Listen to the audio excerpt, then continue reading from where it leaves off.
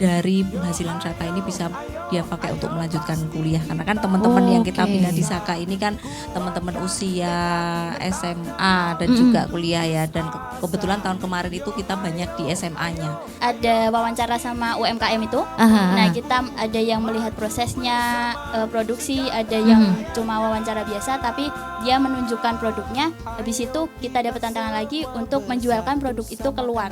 Dengan Saka Wirausaha ini nanti kita berikan masukan, kan ada pelatihan maspek, istilahnya SDM, ada pemasaran, ada kelembagaan, ya ada produksi. Ketika SMA-nya mereka sudah berusaha, ketemu mahasiswa yang belum berusaha, itu level pemikiran sama loh. Kalau Saka Wirausaha itu hadir lebih awal, ya toh, anak SMA itu bisa kualitas berpikirnya sama dengan anak kuliahan. Dari Sleman untuk Indonesia. Sleman, Sleman. Jogja, istimewa. Stay tuned on 106.1 Geronimo FM. Love Jogja and you. Assalamualaikum warahmatullahi wabarakatuh. Kita ketemu lagi di Sidilan, Si Bakul Jajah Desa Milangkori, yang tentunya acara ini terselenggara oleh Dinas Koperasi dan UKM Daerah Istimewa Yogyakarta dan didukung sepenuhnya oleh Dana Keistimewaan Yogyakarta. Dan Kanca Muda seperti biasa di Sidilan, tentunya aku gak sendiri ya. Kamu ditemenin Britalia Utomo dan tentunya ada orang-orang hebat di sini, termasuk co-host saya ya. Ini co-hostnya boleh dibawa ke episode-episode selanjutnya gak sih? Boleh. Oh boleh ya, dicatat. Oke, baik. Ada Mas Bio. Halo Prita. Oh Kak Bio, ding. Kak Bio ya kita panggilnya. Kak Prita. Dan halo Kanca Muda. Kok rada kemayu ya? Iya, dadanya biasa aja. Dada. Gak usah begini. Oke, terus kemudian ada Kak Agustin. Iya, halo.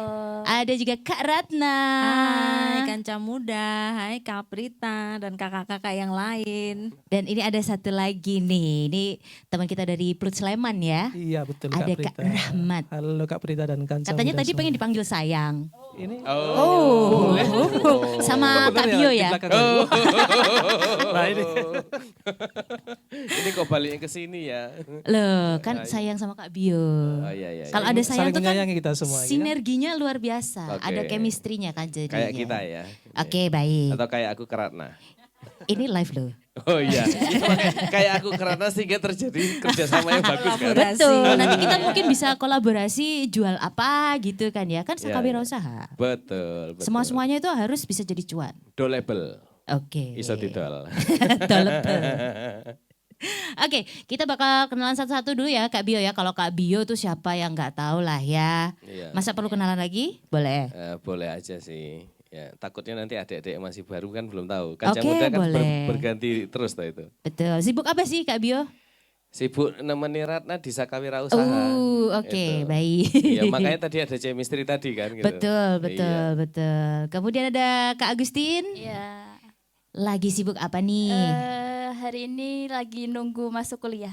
Lagi nunggu masuk Iya, kuliah? Bener. Oke, kayaknya tahun kemarin kita pernah ketemu gak sih? Iya, pernah bertemu di sini juga. Iya, bener banget. Makanya kok seems so familiar ya. Iya. Apa jangan-jangan wajahnya pasaran? Enggak juga, enggak ke situ konsepnya Bang. Kemudian ada Kak Ratna. Ini yang Hai. sibuk terus ya, nggak usah ditanyain lagi sibuk apa. Sibuk terus. Salah satunya lagi sama Saka Wirausaha, sama Kak Bio. Salah Oke. satunya. Salah satunya. Jadi dalam Itu. 24 jam, salah satu jamnya. Betul, Salah itu satu yang perlu jam. di-highlight salah satu aja. Jamnya. Iya, betul. Kemudian ada Kak Rahmat. Ini Iya Kak Prita. lagi bingung mikirin apa nih Kak Rahmat? Bingung tadi dibilangin sayang tadi bingung saya. Oh, oke. Iki meh terus kepo, babakan sayang nih. Oke Kak Prita, saya mewakili juga Dinas Koperasi UKM Sleman di sini dan juga Plut Sleman. Oke. Di Plut Sleman ini lagi ada keriaan apa nih Kak? Oh banyak sekali keriaan. Salah satunya yang paling deket nih.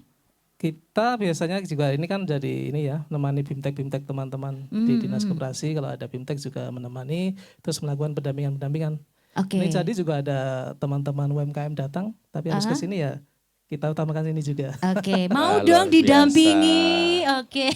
Itu tanda bukti bahwa Kak Rahmat menyayangi Saka Wirausaha. Ya. Betul sekali.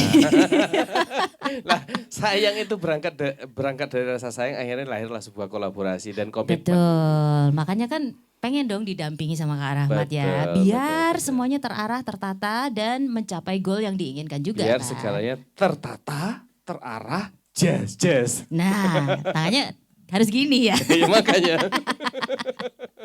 Oke, tapi sebelum kita lanjut obrolan untuk hari ini, aku mau ngobrol dulu sama Kak Ratna nih. Kalau misalnya kita ngomongin soal Saka Wirausaha ini dari tahun kemarin kan udah ada nih Kak. Nah, capaian di tahun kemarin tuh kira-kira gambarannya seperti apa dan mungkin untuk tahun ini sendiri ini target capaiannya tuh juga bakal seperti apa nih untuk Saka Wirausaha ini sendiri? Oke Kak Prita, kalau dari Saka Wirausaha sendiri kan kita mulai di tahun kemarin memang mulai dari rekrutmen, kemudian kita ada Biscamp, ada seleksi dan sebagainya. Dalam inkubasi Saka itu sendiri gitu, kita sudah ada beberapa pemenang ya, jagoan-jagoan Saka kita Ya, gitu betul. ya, yang sudah memulai usaha juga dan sudah punya penghasilan juga yang bisa menopang hidup keluarga bahkan gitu ya. Tadi saya ngobrol dengan Kak Bio itu juga ada testimoni, ternyata salah satu teman Saka kita ini yang memang dari penghasilan Saka ini bisa dia pakai untuk melanjutkan kuliah, karena kan teman-teman yang kita Oke. bina di Saka ini kan teman-teman usia SMA dan juga kuliah ya, dan kebetulan tahun kemarin itu kita banyak di SMA-nya gitu. Mungkin yang tahun ini baru kita ke kombinasi ya kayak yang tahun kemarin memang kita lebih banyak ke SMA SMK-nya. Oke. Nah, yang seperti itu. Kemudian di tahun ini sebenarnya targetnya masih sama, tapi pengennya lebih banyak lagi dan pengennya juga kita bisa menggrab lebih banyak lagi teman-teman yang bisa tergabung di Saka gitu. Mungkin di Saka Wirausaha mungkin memang tidak semuanya bisa jadi pemenang ya, tapi paling tidak dengan mengikuti Saka Wirausaha itu mentalnya bisa terbentuk gitu. Karena kan di baik. sini kita tidak cuma diajarkan tentang kewirausahaan gitu ya, tapi juga mindset, kemudian mentalnya dia, namanya orang berwirausaha itu kan pasti ada up and down-nya gitu. Jadi dia harus siap juga menghadapi semua itu. Sekarang yang lagi ngetren itu kan di luar banyak berita itu 90% Gen Z pengangguran. Wah, ini kan mengerikan. Ya, di YouTube itu Sedih saya ya. nonton. Kenapa sih dia jadi pengangguran? Karena memang dia mentalnya nggak kuat gitu. Lagi kerja, kemudian mungkin dikomplain atasannya tentang pekerjaannya, tahu-tahu resign aja lah gitu. Agak susah juga di tengah-tengah cita-cita Indonesia yang memang mau menyambut Indonesia emas ya, Indonesia tentunya Betul. dengan kita punya bonus demografi, tapi ternyata bonus demografi kita itu pemudanya mentalnya menye, kan sulit yang Oke, seperti itu. baik, Nah, baik. salah satunya nanti dengan Saka Wirausaha ini mentalnya bisa terbentuk untuk menghadapi masa depannya gitu. Salah satunya mungkin dengan bisa membuka lapangan pekerjaan. At least mungkin dengan dirinya sendiri bisa berdaya, kemudian mungkin bisa lebih besar lagi, bisa mengajak teman-temannya dan yang lain. Jadi efeknya pengennya itu juga bisa tidak hanya untuk orang-orang terdekat, tapi bisa lebih luas lagi. Bisa menambah rasio kewirausahaan di DIY juga tentunya. Oke, baik. Dan kalau dari Dinas sendiri untuk tahun ini dari seleksi Saka Wirausaha ini ada yang berbeda enggak?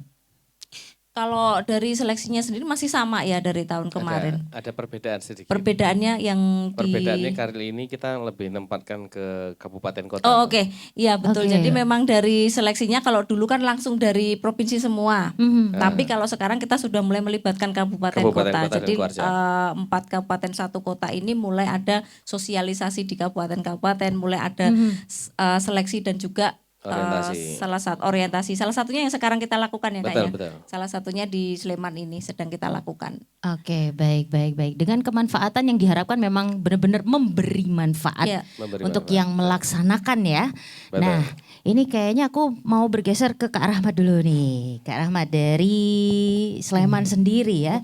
Dengan adanya sebuah sinergi yang luar biasa, kayak kita bisa dibilang kalau kita boleh ngomong tuh kayak regenerasi kan ya di bidang wirausaha ini dengan adanya Saka Wirausaha. Nah, dengan sinergi yang ada ini apa sih yang di-expect sama Mas Rahmat atau yang diharapkan Mas Rahmat dengan pencapaiannya mungkin, atau mungkin ada visi misi lain dengan adanya sinergi ini? Bagus sekali Kak Prita ya. Kak Biu juga ini yang sangat aktif di UMKM. Jadi kita Dinas Koperasi UKM Sleman, tadi disampaikan juga Kak Dinas kan, kita ada 100.000 lebih untuk ada UMKM, dan sebenarnya kita di setiap tahun ini sepanjang tahun banyak sekali pelatihan-pelatihan untuk menuju ke 17 Kapanewon ya Mbak ya. Kalau Kapanewon kalau kecamatan lah. Sekarang kalau sebutannya Kapanewon, kita 17 Kapanewon itu menyusur semua. Ada pelatihan-pelatihan ABCD atau usulan sendiri dari masyarakat sana ataupun yang kita bentuk sendiri. Nah ini kan kebanyakan pas kita ketemu di lapangan ya Mbak Kak ya. Itu di lapangan kan kebanyakan sepuh-sepuh Kak ya. Betul, betul. Itu ya. Sepuh, ini kan sepuh. sebenarnya salah satu peluang ya sebenarnya ya. Anak muda, karena kalau kita pengusaha sebenarnya kan pikirnya produksi aja. Sebenarnya ada 3 kan pokoknya.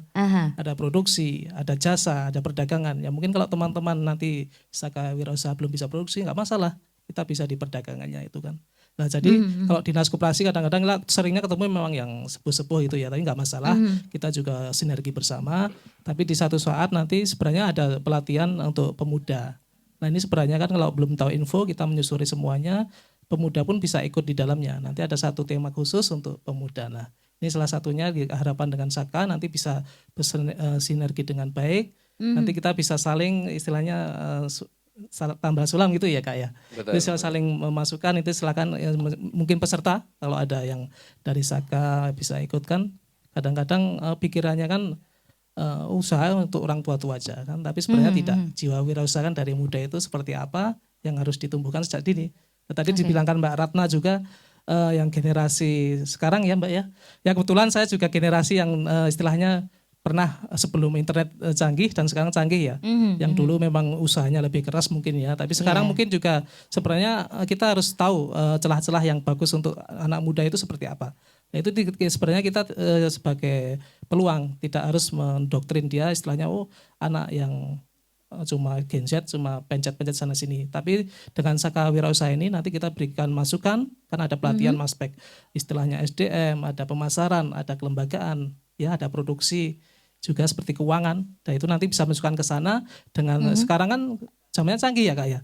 Pencet ABCD pun sistem ABCD ada semuanya. Nah itu nanti di Saka Wirausaha, nanti dengan bimbingan Kak Biu juga kan nanti kita berikan masukan teman adik-adik ini. Usaha itu tidak seperti melulu kan, karena kadang-kadang mungkin anak muda ya cuma melihat yang sepuh-sepuh itu jualan kok kasihan. Jalan itu ya jual itu sana sini sampai menjunjung yang berat-berat itu kan. Ya memang itu ada salah satu bagian, tapi kan ada salah satu bagian teknologi yang sebenarnya mereka tidak bisa. Nah ini di anak-anak muda ini kan potensi besar sekali kita kembangkan di anak muda gitu ya Kak Bio ya. Mungkin gitu Kak. Oke. Nah ini cukup menarik ya. Kalau dari Plut Sleman sendiri untuk memfasilitasi kegiatan yang ada, tadi kan sempat disinggung juga. Karena memang untuk bidang wirausaha ini sendiri nggak cuma Saka Wirausaha aja. Jadi semuanya yang berwirausaha akan dinaungi. Nah kayak semacam apa sih yang bentuk real dari fasilitas yang disediakan dari Plut Sleman ini? Yang selama ini ya Mbak, sebenarnya ada 2, yang dari Plut Sleman sendiri dan Dinas Koperasi UKM sendiri. Kalau Dinas Koperasi UKM Sleman sendiri kan sebenarnya udah ada anggaran tersendiri untuk pelatihan dari beberapa Kapanewon yang ada di Sleman ini. Dan juga yang Plut sendiri istilahnya ini ada mandiri Mbak. Kadang-kadang kita tanpa biaya juga Kak. Ini kan kita mengadakan kegiatan sendiri. Misalnya ini yang paling dekat ini adalah inkubasi SMK. Nah ini bisa nanti disinergikan dengan Saka Wirausaha. Nah, di sini kan memang nanti pelatihan sebenarnya kita banyak Mbak, dari anak muda sampai yang sepuh ya. Itu semuanya ada pelatihan di sana. Nanti yang di dinas biasanya sudah continue. Nanti teman-teman di sini semuanya kan nanti zamannya sekarang canggih. Silahkan kalau paling enggak sekarang zamannya harus punya Instagram lah. Itu wajib sebenarnya. Kalau memang kita belum sempat ke sana kemari mencari info, nanti dibuka Instagram aja udah banyak sekali istilahnya info-info di situ. Nah, teman-teman Saka nanti ataupun kanca muda semuanya paling enggak wajib ya zaman sekarang punya Instagram, memang belum bisa bergabung ke sana, nanti bisa lihat infonya di paling enggak medsos. Dan yang jelas kalau dinas sudah ada kegiatan tersendiri Mbak, misalnya ABCD tentang tadi tak sebutkan pelatihan keuangan, pemasaran itu sudah ada sendiri jadwal rutin, nanti bisa dicek itu untuk semuanya. Ya, tapi untuk yang pengusaha di Sleman sebenarnya itu bukan KTP Sleman tidak, karena usaha itu dilihat dari tempat usahanya, domisilinya. Nah itu di Sleman itu bisa ikut nanti. Nah, kalau Bud Sleman nanti biasanya ada kegiatan tersendiri yang non budgeter ya. Itu nanti bisa juga diikuti di Instagram dulu. Sebenarnya silakan kalau ini untuk kita kolaborasi dengan Bud Jogja juga ya. Kalau nanti teman-teman belum bisa gabung dengan Sleman, ya nanti silahkan Instagram dulu. Nanti bisa info-info di situ, bisa ikutlah kegiatan, semuanya bisa ikut. Cuma kalau pas fasilitasi Mbak, memang pas dinas itu kan kita yang usahanya di Sleman. Oke, yang usahanya di Sleman ya, iya, untuk semuanya. titik beratnya. Iya. Berarti kalau misalnya katakanlah KTP-nya di Somalia gitu kan Mas ya, tapi Somalia buka usahanya di Sleman. Kutub Utara. Wah jauh lagi itu Mas, adem. Ya nggak usah di Sleman tetap bisa ikut. Tetap bisa ini ya difasilitasi juga bisa, ya. iya. Oke, baik. Menarik sekali ya. Apalagi yang cukup menarik buat saya adalah memang ada kayak beberapa usaha di mana ini kepemilikannya dari segi usia ya, yang matang begitu. Matang ya. Matang. Mbok pakai kalimatnya tadi loh, yang sudah mengalami fase zaman orang nganggo elektronik karo iki lho. Sangat detail ya, Wak. Iya. Matang Padahal aslinya aja. main ngomong rada tuwa. Lah itu ya mau ngomong gitu itu ya. Ngomong gitu.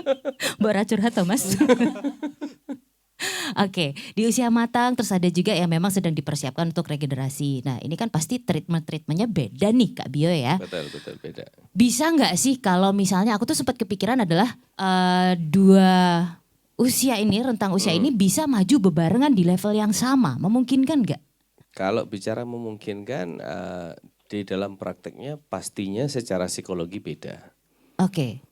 Kita bicara dari cara menangkap dan mengolah informasi ya. Jadi waktu awal kita memulai rintisan Saka Wirausaha tahun lalu, to be honest, silabus yang tak create itu adalah silabus yang sudah di level teman-teman mahasiswa waktu itu. Nah kemudian ketika kita trial ke anak SMA, bahasa ini urung nyandak gitu loh. Padahal kita sudah memilih bahasa-bahasa yang simple yang bisa dibawa dan difahami mereka. Nah ternyata dari sana kemudian bukan hanya silabus, ternyata bahkan pendekatan pun berbeda. Kalau kemudian misalkan pelaku usaha yang mereka sudah mapan misalnya gitu ya. Ketika kita ngomong sesuatu mereka langsung tune in. Cuma kalau adik-adik ya, mereka sudah melakukan sesuatu, mereka tetap masih harus butuh. Jadi gini, mungkin kalau aku bilang cara analytical thinking, keren. Analytical thinking, kemudian critical thinkingnya berbeda. Sehingga kalau untuk adik-adik ini, itu kalau kami sekarang di Saka Wirausaha lebih banyak memberikan experience. Jadi misalnya mereka keliling nih, terus coba kalian, jadi kita kasih misi. Jadi sudah kemarin di Kulon Progo itu sebenarnya metode yang kita improvisasi. Jadi mereka ada satu semacam kertas, begitu dibuka, terserah aja apa itu, dan di situ ada instruksi. Nah biasanya anak-anak muda hari ini kan bekerjanya by instruksi, dan mereka kan inisiatifnya agak sedikit kurang. Jadi begitu pas mereka selesai, mereka menyelesaikan tugas, balik ke camp, baru kita tanya pelajaran apa yang kalian dapat. Nah ini, oh ternyata gitu. Oke, baru kita masukkan materinya. Nah itu jauh lebih mengena dibandingkan kalau kemudian kita langsung ngasih materi ke mereka. Jadi benar-benar usia SMA, SMK itu harus memang memperbanyak permainan yang memicu analogi mereka berpikir, kemudian experience di lapangan, sehingga di situ baru rangsangannya dapat gitu. Oke, baik. Tapi kalau misalnya suatu saat mereka akhirnya berada di level yang sama, masih mungkin ya? Nah, ketika mereka kemudian sudah melakukan, jadi kita lihat gini, ada anak SMA, SMK yang sudah menjalankan usaha, dan kemudian ketemu dengan mahasiswa yang dia sudah menjalankan usaha, itu tetap akan jomplang sedikit. Oke, nah, baik. yang menariknya, di sini aku menemukan ketika SMA-nya mereka sudah berusaha, ketemu mahasiswa yang belum berusaha, itu level pemikiran sama loh. Jadi baik. artinya kalau Saka Wirausaha itu hadir lebih awal, ya toh, anak SMA itu bisa kualitas berpikirnya sama dengan anak kuliahan. Gitu. Jadi memang di sini akhirnya ya benar tadi, untuk mempersiapkan 2045 itu kita harus lebih awal dulu starting pointnya. Nah jadi sehingga ketika yang dulu-dulu mungkin SMA yang dulu-dulu SMA nggak berpikiran untuk berwirausaha gitu ya. Nah, baru berpikiran semester 5 atau semester bau tanah baru kemudian ya kan. Baru berpikir gara-gara apa? Waduh, edan iki sesuk nek S1 piye kan gitu kan. Baru berpikir kan.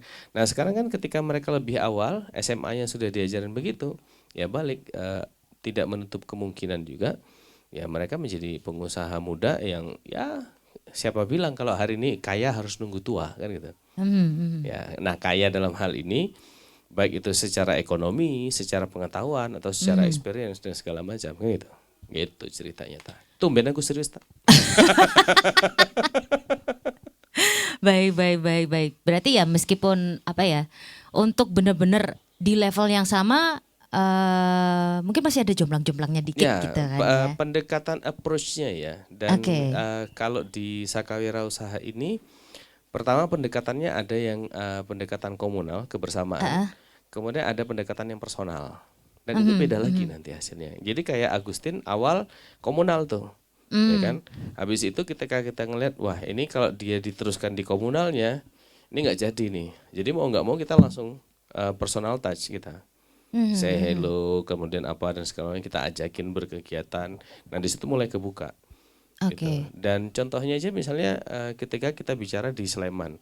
Sleman itu anggota Sakawirausahanya tahun lalu itu lumayan banyak. Dan hari ini yang hidup itu hanya sekitar 4 orang. Itu pun yang menjadi pelaku usaha belum melakukan. Terus kita tanya, loh ngapain kalau gitu kan. Kita masih galau. Kenapa? Terpengaruh sama kegalauan teman-teman yang lain. Berarti nggak continue ya? Iya, jadi nah yang harus difahami Sakawirausaha ini kan menumbuhkan jiwa. Iya.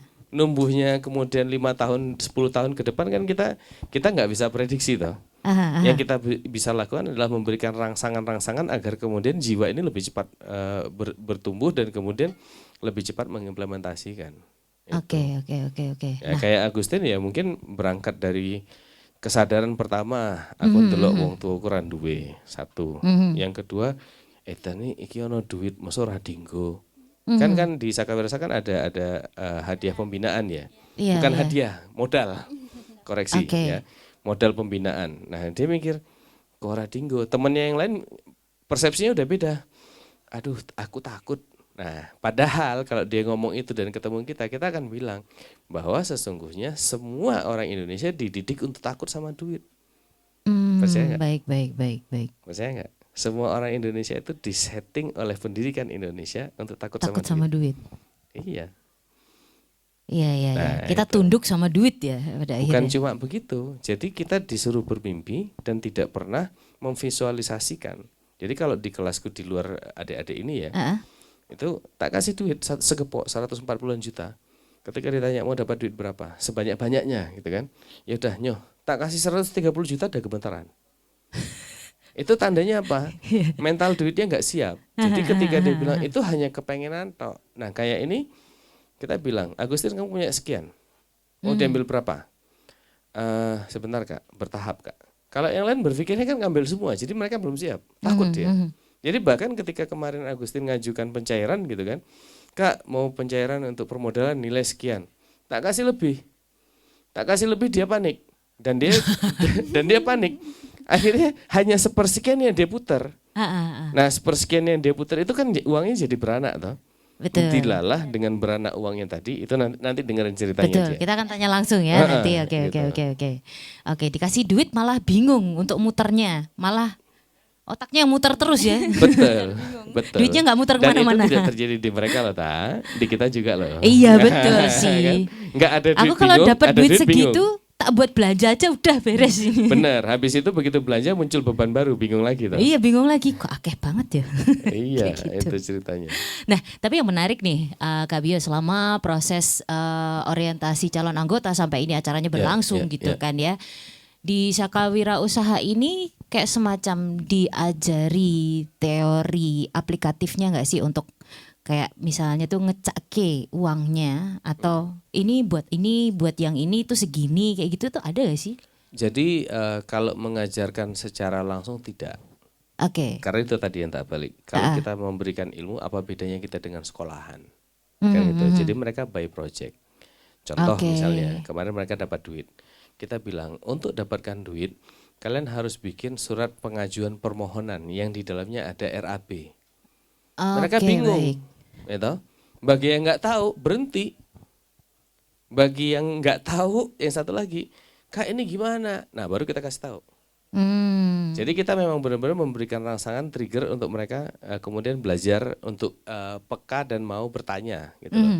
Jadi yang lain bilang kok susah banget sih Kak? Sebenarnya nggak susah. Karena apa?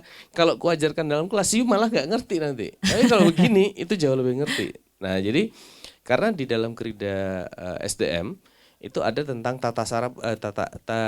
tata legalitas, persuratan dan segala macam. Nah dengan begitu kan kita nggak perlu bilang bahwa itu adalah Krida SDM. Begitu mereka ngelakukan, baru kita bilang, nah coba lihat di Krida SDM. Nah ini yang kamu lakukan tuh Krida SDM. Oke, baik, Gitu. baik. Jadi memang kita memancing mereka ke arah sana. Karena kita udah coba, tak. Jadi ketika kita coba, kita ngasih materi segalanya, mereka nggak mudeng. Oke. Gitu. Jadi ketika kita kasih game, kita kasih tugas, kita tanya feedbacknya. Ini gini-gini, terus solusinya gimana?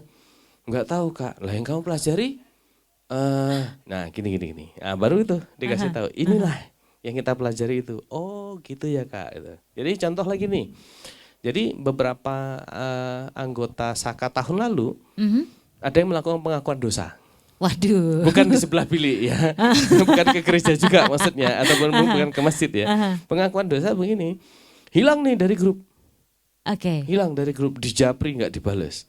Begitu pas kemarin perkemahan nongol, ya kan ada salah satu sangkatan yang dia juga Ade namanya. Terus Ade datang, Kak saya mau ngakuin dosa, ini ceritain nah. Kenapa? Aku tuh sebenarnya kerja di Bantul Kak. Oh ya kan? Terus duitmu kemarin, duitku udah balik Kak. Terus kepake pribadi, ya udah laporkan aja, tak bilang gitu kan. Kenapa? Yang kubutuhkan kan kemampuan laporannya dia kan. Loh bukannya kalau ngelapor tuh kalau bagus aja Kak. Ya enggak dong, tak bilang gitu kan. Laporkan aja. Oh gitu Kak. Terus tak tanya, terus gimana dengan kamu bekerja? Benar kata Kak Bio. Jadi kan orientasi ini sebenarnya membangunkan motivasi mereka, kita ngasih insight ya. Dan dia bilang, waktu dulu di Saka Wirausaha tuh bener loh Kak. Aku tuh kerja tanpa tekanan dan nyaman. Sekarang itu aku ditekan, dia bilang gitu. Terus tak bilang, dah tahu tak bang. Terus gimana? Satu hari nanti aku pasti akan balik usaha Kak. Nah terus ku bilang sama dia, kamu sekarang kerja, iya. Tolong diganti pola pikirmu. Gimana Kak? Sekarang aku selaku kakak pembinamu ngasih tugas. Apa? Kamu ke perusahaan itu selama 6 bulan menjadi mata-mata dari Saka Wirausaha. Maksudnya Kak? Satu, tak bilang. Kamu pelajari cara mereka produksi.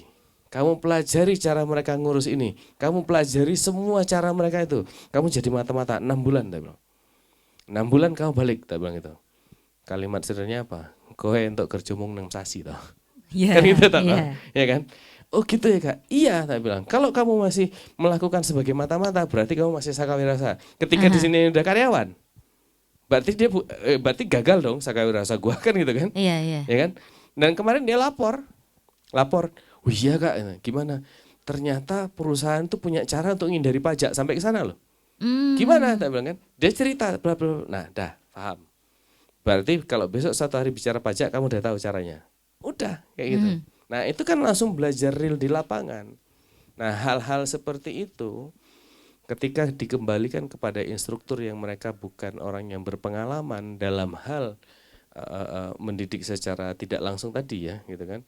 Mungkin diberikan kepada instruktur yang sifatnya in class, itu tentu akan beda hasilnya gitu. Kalau mereka memang makanya kita tekankan. Aku sekarang lagi ngobrol sama teman-teman instruktur gitu kan. Mungkin aku belum ngobrol ke Ratna. Aku lagi berpikir gimana caranya di semua pangkalan di kabupaten kota itu saat orientasi memainkan 3 atau 4 permainan yang itu sudah mencakup beberapa silabus. Ini lagi tak rancang ini. Ya mudah-mudahan untuk kali ini kepalaku nanti nggak botak lagi kayak kemarin. Semakin ke belakang ya rambutnya. Lo gara-gara Ratna diminta bikin silabus ini botak ini kemarin. Mengedepankan Saka Wirausaha, rambutnya yang ke belakang. Oke, betul. Mengedepankan Saka, rambutnya makin ke belakang. Tak kirim itu foto bukan ke Ratna ya, ke Yogi gitu ya. Pas lagi tak ini, wah itu Gila, dinamikanya luar biasa. Generasi sekarang itu dinamikanya, wah itu benar-benar harus sabar. Makanya ada di Sakawirausaha itu ada Kak Fuad gitu kan. Aku tuh ngeliat cara Kak Fuad ngasih pendekatan ke adik-adik.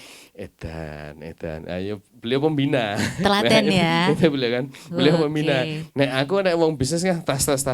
Makanya akhirnya tak gandeng.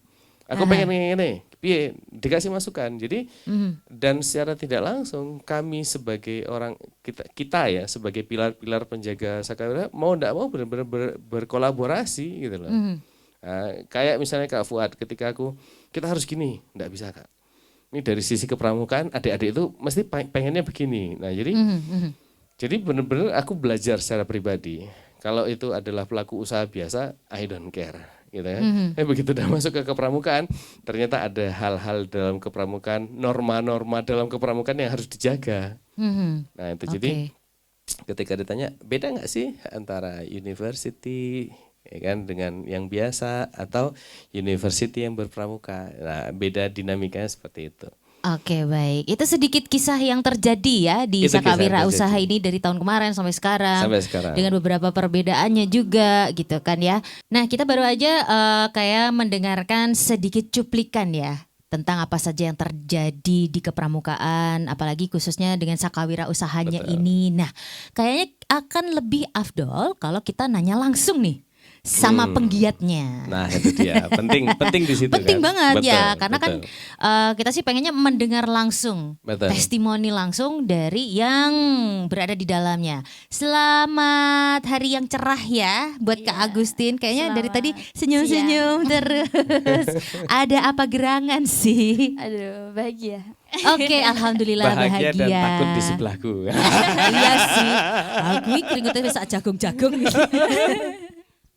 Oke, Kak Agustin mungkin bisa diceritain kan dari tahun kemarin ya, Iya, benar. ikut Sakawirausaha ini, mungkin bisa dijelaskan kenapa sih awalnya kok tertarik untuk ikutan gitu?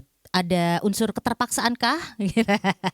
Atau memang ada motivasi mendasar yang akhirnya bikin Kak Agustin pengen ikut ini? Nah, ya. Jawab, awas loh, awas. Waduh. Ada unsur keterpaksaan? Enggak, awas loh kalau salah. Kalau unsur kepaksa enggak sih, karena aku sendiri di keluarga itu sudah jualan, bantu jualan sama ibu. Ibu di rumah ada usaha pecel sama gorengan, aku bantuin buat jualan di sana. Terus keluarga ada yang jualan papeda juga keliling di sekolah-sekolah kayak gitu. Jadinya kayak udah kebiasaan jualan gitu aja. Oke, sudah Udah terbiasa ada ya iya. di dunia wirausaha ini sendiri. Iya. Sudah dari lahir kayaknya. Mulai SD itu bantu ibu sama bapak jualan gelang tangan itu di SD. Oke. Iya. Mainan gelang tangan. Iya, benar. Oke. Terus waktu kamu masuk ke Sakawirausaha, kamu sempat berpikir nggak? Ini kayaknya Saka jualan gitu. Saka jualan. Iya. Ya kan tentu kan ada motivasinya Iya, dia. iya, Apakah iya, mikir betul, seperti itu betul. atau gimana?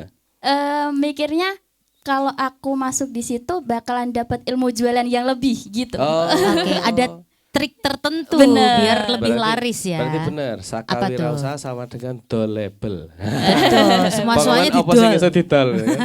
Oke. Terus. Itu kalau pagar rumah boleh sama ibunya dijual juga kayaknya. Oh, bukan cuma itu. Apalagi? Ada Apalagi? mesin cuci, Omahnya kosong blong susu. plong. Habis itu terakhir rumahnya dijual. Wah, iki. Oke, terus lanjut lagi.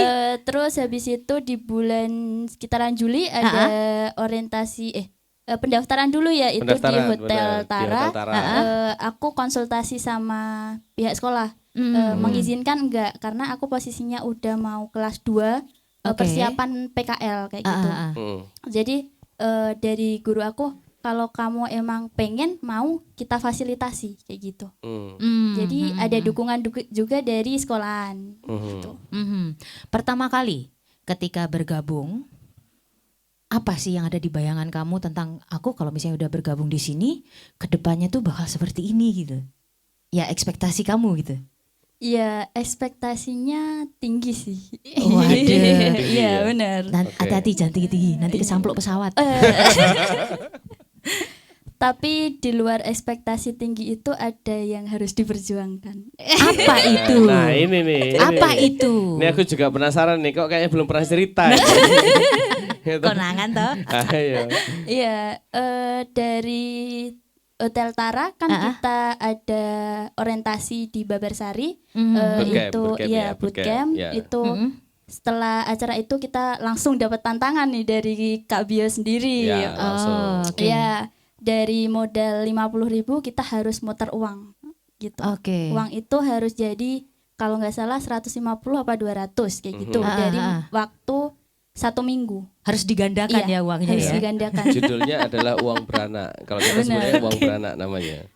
Itu habis itu yang lolos kita buat laporan penjualan kayak gitu. Habis itu yang lolos ikut lead camp. Yang di Sangorejo kemarin. Sangorejo, betul.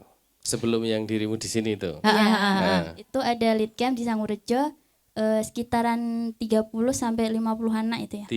37 anak. Ya, itu kita berproses lagi mendalami tentang lebih menjurus ke wirausahanya. Terus kita praktek langsung testimoni sama warga UMKM di sana gitu. Diskusi langsung. Jadi langsung. mereka dikasih tugas untuk profiling dan kemudian menjadi reporter dalam rangka untuk menyerap Bu dulu apa, gimana, suka dukanya apa. Ini kalau Ibu jualan gimana. Jadi nah itu yang tadi tak bilang. Sekarang itu semua tak jadikan dalam satu lembar secara acak. Baik. Semacam mereka tuh waktu itu kayak data mining gitu ya? Ya betul. Data mining itu kan sebenarnya adalah untuk nambah referensi mereka. Iya. Kalau misalkan tidak diberi tugas, mereka kan tidak akan mungkin akan berpikir kepada melakukan itu kan. Nah, jadi waktu di lead camp itu kita kasih tugas itu. Dan ada yang menarik sebenarnya. Apa di lead camp itu. Mereka kita minta bawa natura, bahan makan. Iya, benar. Dengan harga 15.000. 15.000. Lalu begitu nyampe di tempat, begitu registrasi ulang, kita rampas. Loh, kita balikin duitnya 15.000. Padahal di dalam grup mereka sudah cerita tuh, kelompok ini nanti makan ini. Iya, gitu. per hari udah Per hari, dirancang. Hari pertama ini, hari kedua ini. Tiba-tiba pas hari H dirampok semua. Dirampok. Dibalikin dalam bentuk uang. Dalam uang, kita balikin uangnya. Begitu selesai, panitia bikin stand bahan sembako dan harga 15.000 kita jadikan 20 sampai 25.000. Dan kelompoknya kita bubarkan. Loh. Karena di situ kita mau ngetes seperti apa kalian berinteraksi dengan anggota baru dan menyusun ulang rencanamu yang sebelumnya. Nah, ada yang menarik. Sebagian dari adik-adik ada yang ngerti, wah ini kayaknya laku nih, diborong semua, dikapitalisasi, dan kemudian yang lain akhirnya beli sama itu, jadi akhirnya saling rebutan. Oke. Itu dan untuk menemukan itu aku harus top pemendem sih. Menarik ya, jadi kayak ada semacam skenario yang tidak pernah diduga sama teman-teman di sini. Bumi perkemahan itu adalah dunia, jadi uang yang beredar di bumi perkemahan itu ya kita memberikan simulasi ekonomi kecil dalam bumi perkemahan. Gitu. Nah, kemudian habis itu juga jualan keluar ya kalau nggak salah. Iya, kita bantu kan kita ada wawancara sama UMKM itu. Nah, kita ada yang melihat prosesnya produksi, ada yang cuma wawancara biasa tapi dia menunjukkan produknya. Habis itu kita dapat tantangan lagi untuk menjualkan produk itu keluar. Gitu. Ya, kebayang.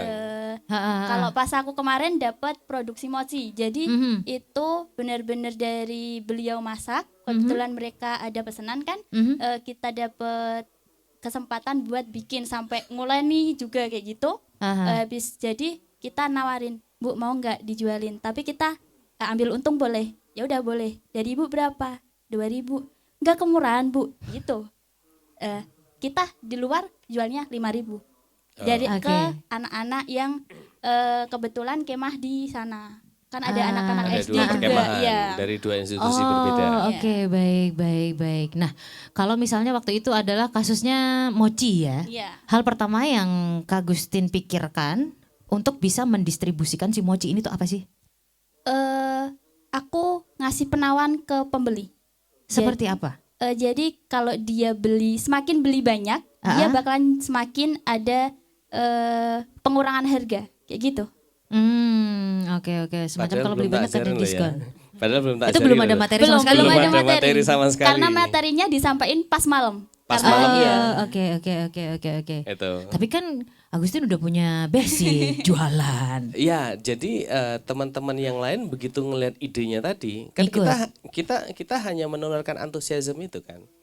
Jadi akhirnya teman-teman lain melakukan itu dan bahkan ada yang jadi nyuci piring hanya untuk dapat duit. Iya.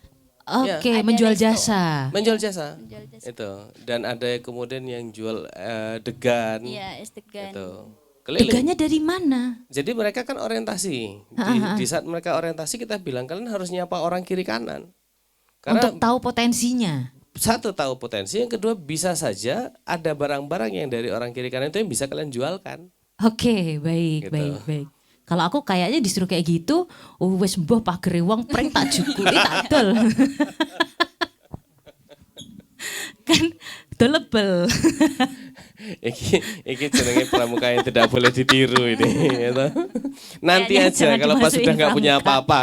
Itu kayaknya Kak Prita perlu ikut Sakawirausaha. Iya, kayaknya Oke, perlu oke. ya. Secara usia kayaknya udah nggak masuk ini. Nggak masuk ya, saya pembina ya. Pembina yang enggak. Pembina. Pembinasaan. Pembina yang perlu dibina. Pembinasaan. Oke, menarik untuk kita balik lagi ke pengalamannya Agustin ya setelah kegiatan menjual mochi itu tadi. Apa insight yang Kak Agustin dapat waktu itu akhirnya? Kalau insight yang aku dapat sendiri benar-benar terjun langsung ke warga itu. Karena kalau di rumah kan kita produksi sendiri ya, nggak di warga. Jadi mungkin interaksi di warganya kurang. Tapi setelah terjun di masyarakat, kita tahu keadaan di luar itu bagaimana, kayak gitu kondisinya. Mereka produksi gimana, ternyata kekurangan SDM kayak gitu. Oke, baik. Nah, ini menarik nih, Kak Bio. Dimana kalau misalnya kan di usia tertentu memang berfokus pada produksi, siap matang ya. Betul. Nah, kemudian di usia yang di bawah itu mungkin lebih kuat di pendistribusian. Betul. Memungkinkan nggak sih ini untuk dikolaborasi dan elaborasikan gitu? Oke, jadi khusus di Sakawirausaha sebenarnya konsentrasi kita bukan di produksi. Aku sudah bilang sama mereka karena Indonesia itu udah jago produksi. Jadi Sakawirausaha itu di mindsetku waktu kemudian kita ngerancang sama Ratna, kita cuma membayangkan satu, bagaimana Sakawirausaha ini bisa melahirkan tokoh-tokoh kayak dari Singapura, nggak punya pabrik tapi punya bisnis. Menarik sih. Ya, karena kalau kita lihat dari negara tetangga gitu kan, ya nggak usah jauh. Waktu aku punya mesin masih ngurusi percetakanku sendiri. Beli mesin potong di Jepang 20 juta. Begitu ngisi form dia tahu dari Indonesia, dia bilang apa? Silahkan kontak ke kantor perwakilan kami di Singapura. Begitu nyampe di Singapura kena 60 juta di luar ongkos kirim. Dan ternyata itu bukan anak perusahaan, bukan, melainkan mitra. Which is itu adalah orang Singapura. Dan itu kan hal yang biasa dalam bisnis kan. Nah sejak saat itu aku bilang, aku sih kalau ditanya hari ini aku nggak mau punya bisnis. Sampai hari ini pun ketika teman-teman tahu bisnisku apa, aku punya sepatu tapi aku nggak punya pabrik. Ini sepatu usahaku sendiri gitu. Jadi adik-adik itu selalu tak sampaikan. Jadi kalau kalian tidak sanggup, jadi kalau di mereka ada 4 celah memulai bisnis, produksi, jual skill, ya kan, kemudian habis itu buka toko atau jadi reseller. Itu penekanannya di situ. Itu jadi gini. Sebenarnya apa yang ada di Sakawirausaha itu sedikit banyaknya adalah pengalamanku pribadi dalam saat nyusun silabus. Jadi kayak Agustin, kalau aku dulu waktu belajar jadi usaha dengan orang Cina ya, itu aku disuruh ke Surabaya. Di mana Surabaya itu aku nggak pernah tahu sama sekali Surabaya, dan aku nggak punya duit. Cuma sama mentorku, kamu berangkat atau Surabaya? Nek kowe meh bisnismu gede mangkat toh. Akhirnya berangkat nyileh duit 75. Sampai di Surabaya itu hanya dikon ngintili mentorku. Terus itu ya. Ngintili mentorku ndelok dhek deal-dealan segala macam toh. Begitu selesai tek, dan dia bilang apa? Ini ada seminar. Seminarnya Anthony Robbins di Pekanbaru. Bayarnya itu 15 juta. Wow. Aku oh iya. Wow. Dan beliau menceritakan dampak segala macam. Aku sangat excited dong, gitu kan. Sampai akhirnya dia bilang gini, kamu mau ikut? Mau. Ya udah, tak kasih kamu cuma bayar 1 juta. senang banget. Tahu tantangannya apa? 75.000 yang punya tadi, 2 hari harus nyampe ke Pekanbaru. Loh beneran demi Allah itu. Iya. Dan disitulah akhirnya terbentuk jiwa salesku, jiwa nggak tahu diriku tuh di situ. Akhirnya sepanjang jalan pulang ke Jogja tuh aku nilai apa sing iso didol, apa sing iso. Nah, adik-adik ini belum tak lakukan seperti itu. Nanti ada masanya, ya kan. Nah, sementara ini mereka akhirnya yaitu tadi, bisa nggak kalian survive tanpa duit? Itu simulasinya. Bahkan kemarin seandainya yang waktu dirimu datang tahun lalu ke sini, seandainya itu pesertanya pure dari peserta yang kita setting, itu akan menarik lagi simulasinya. Jadi nanti ada yang nyewakan lahan perkemahan, kita bagi kelompok nanti. Jadi nanti ya terserah mereka. Bahkan yang menariknya lagi di settingan awal kita simulasi itu mudah-mudahan ke depan akan terrealisasi. Krida produksi dapat PR1, mempersiapkan makan selama bumi perkemahan. Dan mereka bebas menjual dengan harga berapapun. Kita akan bayar. Itu bentuk komitmennya kita. Nah, kebayang nggak? Jadi ketika mereka kemudian membuat, yuk nggak segini dong harganya. Kan kita bisa koreksi di tempat. Jadi nggak cuma teori. Nah, kemudian Krida Keuangan disuruh apa? Ngitungin tuh berapa pendapatan, keuntungan dan laba rugi dari Krida ini. Nah, kenapa ada yang tenda, ya kan? Kayak Krida Keuangan, Krida SDM pemasaran misalnya gitu. Ya, yang tenda mereka ya kan bisnis tidak harus punya produk. Tanah aja bisa dijual. Nah, jadi untuk memancing itu dan itu yang tak bilang tadi, yang dibilang Ratna tadi, berpikirnya maju, rambutnya mundur. Dan itu beneran, aku butuh waktu 3-4 bulan untuk memformulasi dua simulasi tadi. Dan itu akhirnya aku coba trial. Oke, aku pikir mungkin ini nanti akan kita keluarkan ketika nanti Saka Wirausaha jadi nasional. Saka Wirausaha jadi nasional. Karena sebenarnya to be honest, apa yang dialami Agustin itu berdasarkan dari pengalamanku.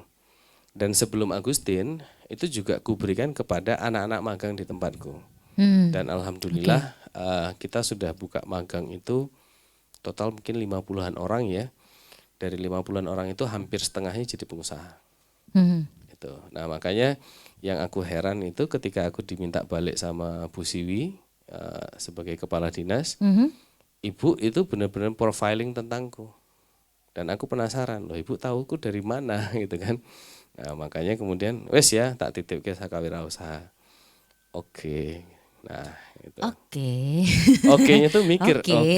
Di sini karena kan generasinya udah beda gitu.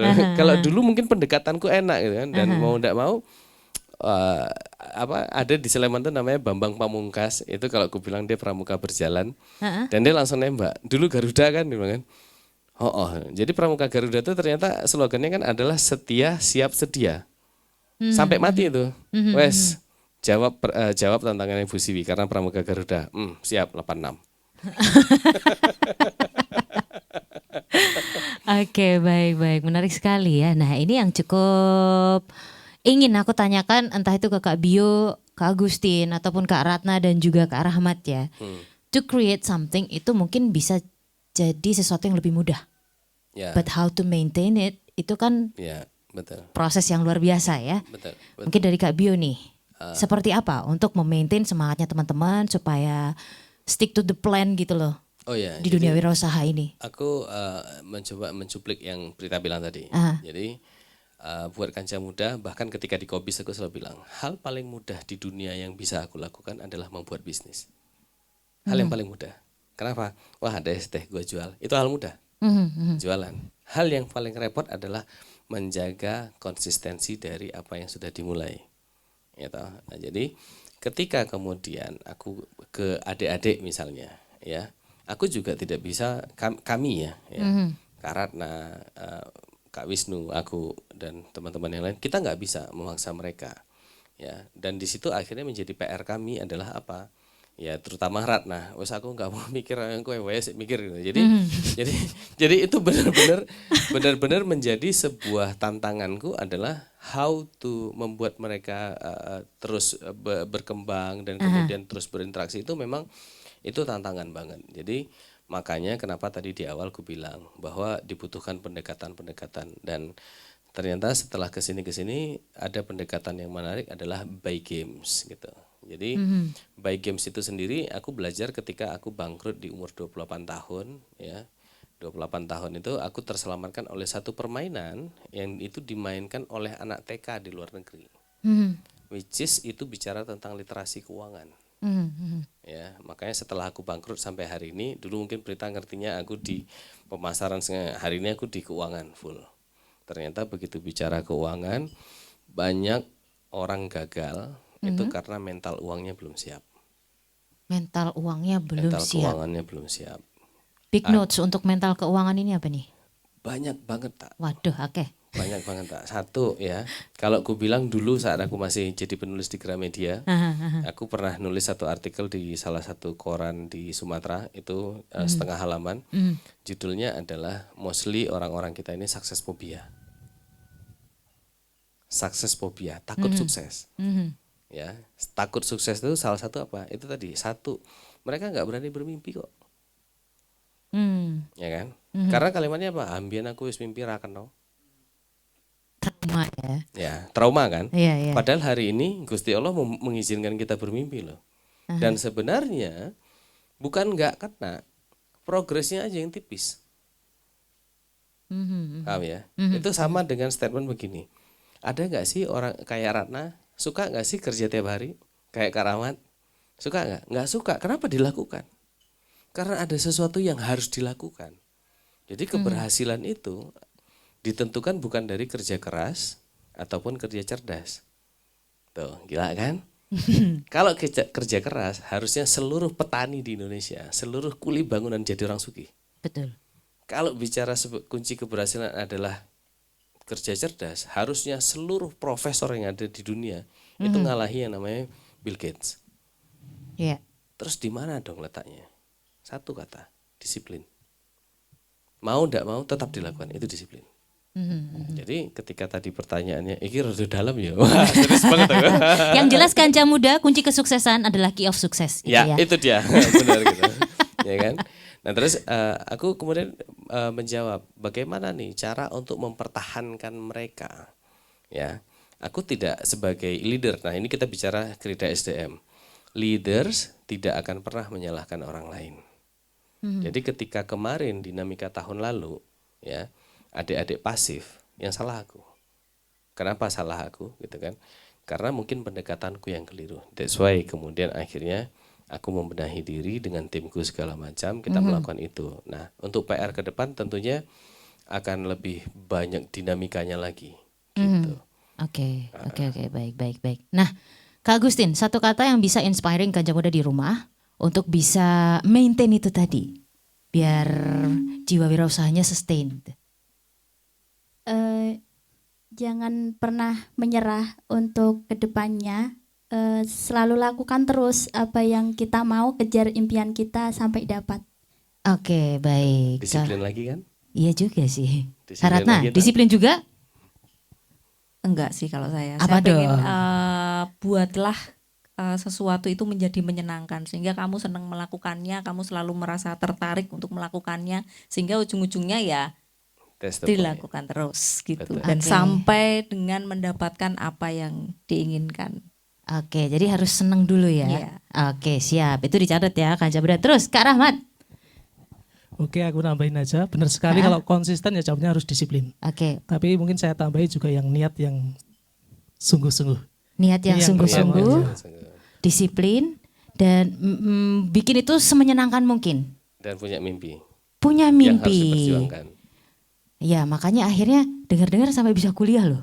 Gara-gara Ya, betul. wirausaha Tadi ini. belum kita kulik kan, Iya, nanti iya. mampir aja Kanca Muda yang ada, nanti mampir aja ke Instagramnya Agustin atau Boleh Saka di-spill Wirausaha, dong. Dikepoin, apa Instagramnya? Agusti 5473. Agusti 5473. Iya. Kalau misalnya Kanca Muda pengen tahu cerita detailnya gimana si Kak Agustin ini bisa muterin duit dengan wirausaha ini sampai akhirnya bisa kuliah. Luar biasa sekali. Oke. Anyway, terima kasih buat Kak Bio, Kak Agustin, Kak Ratna dan juga Kak Rahmat untuk gabungnya di Sidilan Si Bakul Jajat Deso Milangkori untuk edisi kali ini.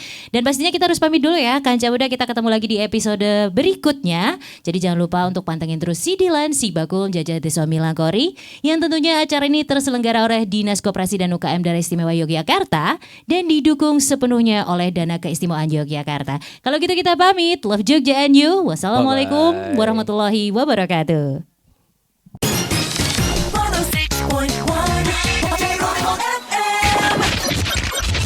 The real sound of Jogja, Geronimo FM.